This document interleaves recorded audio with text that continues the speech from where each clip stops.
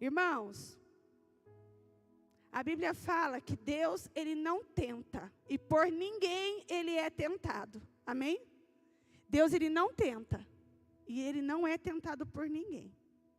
Porque a palavra de Deus nos diz, irmãos, que a tentação vem do desejo que temos. Nasce no desejo. Deus precisa desejar alguma coisa, irmãos? Não, já é tudo dele. Já é tudo para Ele, tudo vem dele. Ou seja, não tem em Deus lugar para ser tentado. Quando Satanás disse para Deus assim, olha, tira o que Jó tem, e vamos ver se Jó é isso mesmo. O que Deus disse para ele? Eu não. Mas eu te autorizo a tocar. Eu te autorizo a tirar. Eu te autorizo.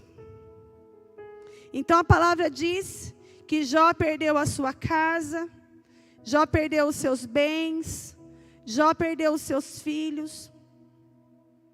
Mas existe algo, irmãos, na vida de Jó que nós precisamos observar nessa noite para entendermos por que é que Satanás não tinha argumentos contra Jó. Porque dia após dia, irmão, Satanás, ele vem buscando argumentos para justificar o mal que ele nos faz. Nós aprendemos na palavra de Deus a respeito de legalidade. Jó só foi tocado por Satanás, até mesmo depois na sua saúde, porque Deus permitiu. Amém, irmãos? Eu entendo por essa palavra que na vida de Jó não tinha brecha. Na vida de Jó não tinha legalidade para que Satanás pudesse tocar na vida dele. Mas qual era o segredo de Jó? A palavra diz, irmãos, que todos os anos, ou melhor, durante o ano, em algumas ocasiões, e eu imagino que era tipo festa de aniversário, né?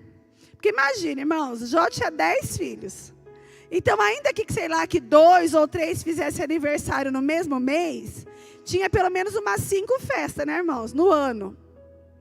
Então, a palavra diz, irmãos, e era a cultura, né, dali de onde Jó morava, que as pessoas se reuniam para fazer festa, mas eles não eram assim, olha, a festa começa às 2 horas da tarde, aí a gente corta o bolo às 4 e acabou a festa. Não, irmãos, eram festas que duravam dias. Então, quando chegava o dia da festa, reunia toda a família. Então, você imagina, né? 10 filhos, 10 noras ou genros, né? Sei lá quantos... Já pensou, irmão, se cada filho tivesse 10 filhos? Né? Não precisava convidar ninguém, né? Já lotou a festa, né? E eles, irmãos, ali, a Bíblia fala que eles banqueteavam, ou seja, eles comiam, eles bebiam, eles dançavam, eles festejavam. E quando aquela festa estava chegando ao seu final, a palavra diz que Jó se retirava do meio dos seus filhos. E ele pegava uma oferta, ele pegava um animal para sacrifício. E ele pegava aquele animal e ele erguia um altar ao Senhor. E naquele altar, porque essa era a forma como Deus tratava com o povo naquela época. Ali naquele altar, Jó oferecia uma oferta, um holocausto de sacrifício a Deus, para que se porventura os seus filhos tivessem pecado, eles fossem perdoados. Veja, irmãos, para que se porventura eles tivessem pecado, o pecado lhes fosse perdoado. Jó, ele não estava preocupado em ficar procurando se tinha pecado ou não. Eu vou ver se pecou. Se pecou, eu vou lá, falo com Deus. Se não pecou. Ou Jó não estava desapercebido a respeito disso. Irmãos, vamos fazer uma análise da nossa vida. Daqui a 3 horas e 15 minutos, o dia se acaba. Então vamos dizer que daqui a meia hora antes do dia acabar, a gente já a maioria vai estar se organizando para dormir, né? ou já vai ter ido dormir, nós dobrarmos o nosso joelho e dizermos assim para o Senhor: Senhor, eu até poderia orar e pedir perdão ao Senhor, caso eu tivesse feito algum mal. Mas eu não sei se eu fiz, eu não lembro, eu não tive a intenção. Então, Senhor, seja adorado o seu nome, muito obrigado pelo dia, mas eu não tenho nem do que pedir perdão, porque eu não lembro se eu pequei ou se eu não pequei. Seria uma oração correta essa, irmãos? Não. Era exatamente essa oração que Jó não fazia. A oração de Jó, no caso que eu estou dando um exemplo, seria: Senhor, eu me coloco diante de Ti, eu te peço perdão. Se eu pequei, se eu não pequei. Senhor, olha, eu não me lembro exatamente o pecado que eu cometi, mas eu sei que eu sou falho.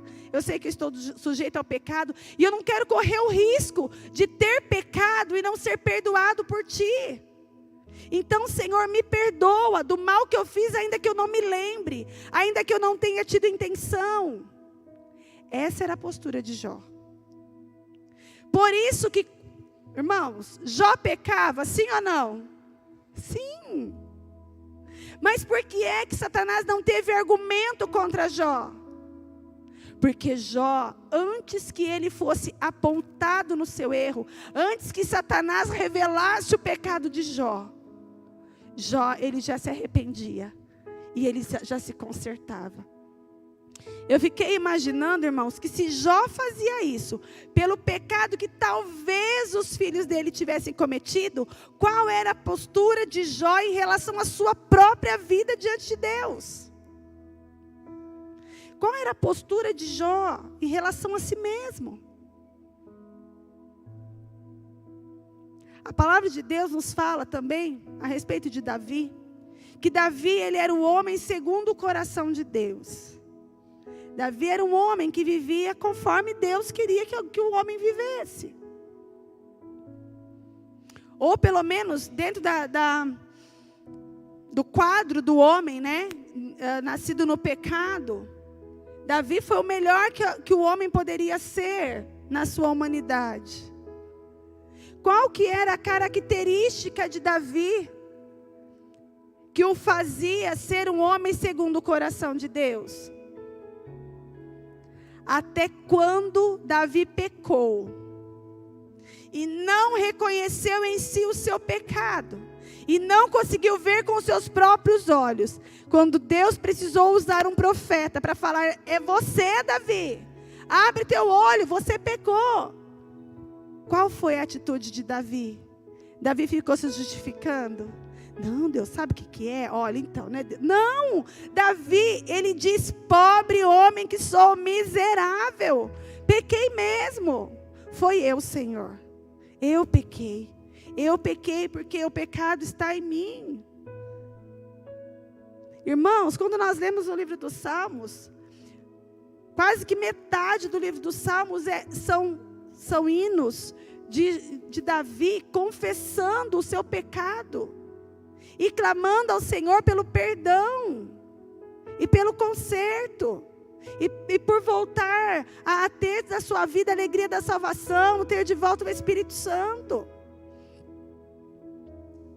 Quando é que Satanás tem argumentos contra nós? Quando nós queremos esconder o mal que fizemos. Quando nós erramos, nós falhamos e imediatamente nós dizemos: Senhor, pequei. Não precisa vir ninguém contar para Deus, não. Deixa que eu mesmo conto. Eu mesmo vou contar para Deus. Eu não preciso que ninguém aponte o meu erro.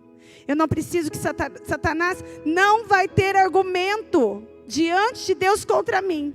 Porque se Satanás for e disser assim: olha lá, pecou. E Deus vai falar assim: então, pecou, arrependeu, confessou, foi perdoado. E eu até já me esqueci. Que é isso que a palavra de Deus fala. Que quando nós nos arrependemos, confessamos nossos pecados e somos perdoados, os nossos pecados em Deus são lançados no mar de esquecimento. Mas, irmãos, nós não podemos deixar que Satanás tenha argumentos contra nós. Se porventura Satanás chegar em Deus e disser assim: olha lá o seu filho que falha. Deus fala assim: então, ele acabou de sair daqui, da minha presença, confessando exatamente isso. Ah, olha lá, o seu filho pecou, o senhor viu? Não só vi, como já o recebi e já o perdoei, porque ele se colocou diante de mim com o coração contrito e arrependido. Irmãos, Satanás, ele busca argumentos em nós, e se ele não encontrar, irmãos, nós não podemos nos enganar. Muitas vezes ele vai nos questionar até do bem que Deus faz nas nossas vidas. Porque o nosso adversário, irmãos, ele está constantemente buscando a quem possa tragar, diz a palavra. O tempo todo ele está buscando a quem ele possa roubar, matar e destruir. Irmãos, o bem que Deus nos faz, ele é inquestionável. Porque tudo que vem de Deus é bom, é perfeito e é agradável. Mas ainda isso Satanás pode querer usar contra você. O que nós precisamos entender, irmãos, é que o que fez diferença na vida de Jó, e que fez com que Deus desse sobre ele o dobro de tudo que ele tinha, é porque Jó não cedeu à tentação de Satanás. Nós precisamos entender que quando a gente fala de tentação, a tentação é para nos provar. Nós somos provados. Por que nós somos provados, irmãos? Para provar alguma coisa. A questão ali de Jó era provar que ele amava o Senhor, que ele era reto e íntegro diante de Deus, e não era por causa daquilo que Deus fazia para ele.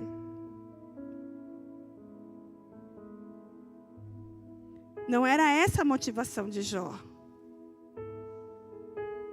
Mas para que isso, irmãos, fosse marcado na história, Jó precisou passar por tudo isso. Todos nós, irmãos, todos nós somos tentados todos os dias. Todos nós somos provados todos os dias. Todos os dias Satanás vem querendo nos roubar da presença de Deus, querendo tirar de nós o bem que o Senhor tem feito nas nossas vidas. Nós precisamos ser resistentes. Nós precisamos ser fiéis. Nós precisamos, irmãos, ter convicção. A convicção de Jó, quando Jó disse assim, ó, Deus deu, Deus tomou. Bendito seja o nome do Senhor, amém.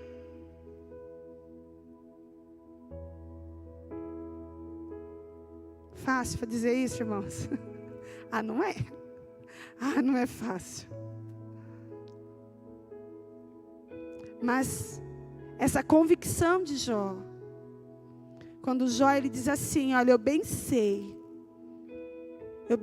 que o Senhor pode todas as coisas e que nenhum dos seus planos é frustrado.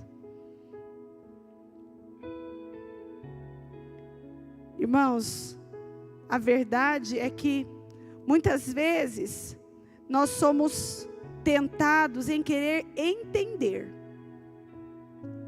Nós queremos entender todas as coisas. Eu quero entender por que isso está acontecendo. Eu quero entender. Se você ler o livro de Jó, desde o primeiro, ali do segundo capítulo, até o último capítulo, deixa eu ver aqui que eu esqueci quantos capítulos tem o livro de Jó. É muita história, irmãos. 42 capítulos.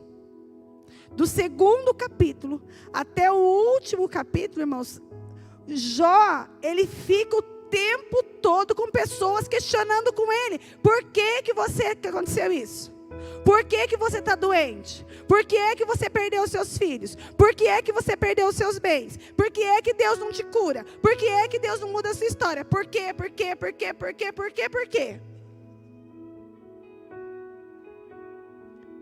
Quando você lê, você diz que Jó diz assim, eu não sei por quê, mas eu sei em quem eu tenho crido. Eu não sei por quê. Eu não estou entendendo, eu também não sei. Eu tenho buscado servir a Deus, eu tenho sido reto, eu tenho sido obediente. Eu não sei por quê. Mas eu sei que Deus é fiel. Eu sei que é Ele quem está cuidando da minha vida. Eu sei que foi Ele que me colocou nesse lugar. E se eu estou neste lugar onde o Senhor me colocou, ainda que eu esteja passando por dor, por enfermidade, por perda, por luta, Ele está cuidando de mim. Eu não entendo, mas eu creio. Amados, nós precisamos tirar de Satanás os argumentos dele. Nós precisamos tirar de Satanás os argumentos que ele tem usado contra nós. Jó poderia ter perdido a bênção já no capítulo 2 do livro. Mas ele resistiu por muito tempo. Ele resistiu para que por fim o Senhor virasse o cativeiro de Jó, restituísse tudo de volta a Jó, tivesse tudo de volta, sem que os argumentos de Satanás contra ele pudessem prevalecer. Nessa noite, irmãos, que nós possamos da mesma forma, nos mantermos retos e íntegros diante do Senhor. Integridade, irmãos, não tem a ver com sermos impecáveis ou infalíveis. Integridade tem a ver com o quê? Se eu peco, eu reconheço o pecado que eu cometi. Eu me arrependo diante do Senhor e eu volto para Ele. E não é nem se, né, irmãos? É quando, né? Não é se eu falho mesmo, né? Mas quando eu falho, quando eu peco, quando eu erro, quando eu sei que eu poderia ter sido melhor e eu não fui. Quando eu sei que eu poderia ter agido de uma outra forma, não agi como deveria. Não vamos esperar Satanás usar isso diante de Deus contra nós. Mas que ao contrário, nós possamos, correr para o Senhor e dizer assim: fui eu, Senhor.